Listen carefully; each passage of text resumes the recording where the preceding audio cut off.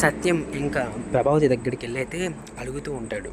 ఇలా కేసు వాపస్ తీసుకోవచ్చు కదా, నువ్వు ఎందుకు ఇలా చేస్తున్నావు, మన ఇంటికి వచ్చేయంటే ప్రభావతి మొండిగా నేను రాను, నేను కేసు వాపస్ తీసుకోవాలంటే కొన్ని షరతులు ఉంటాయి అన్నట్టుగా చెప్తూ ఉంటే, మరి షరతులు అంటున్నావు, మరి మన ఇంట్లో ఉండే మన పిల్లలందరూ దొంగతనం చేయలేదా, వృధాగా శివ జీవితం నాశనం అవుతుంది అని మాట్లాడుతూ ఉంటే, అయితే నేను కేసు వాపస్ వెనక్కి తీసుకుంటాను, అయితే మాత్రం ఒక షరతు, మీనా మన ఇంట్లో ఉండడానికి లేదు. అప్పుడు సత్యం, మీనా ఉండకపోతే బాలు ఎక్కడికి వెళ్తాడు అంటే అది వాళ్ళ ఇష్టం, భార్య కావాలంటే బయటికి వెళ్తాడు, లేదు అంటే మన ఇంట్లో ఉంటాడు.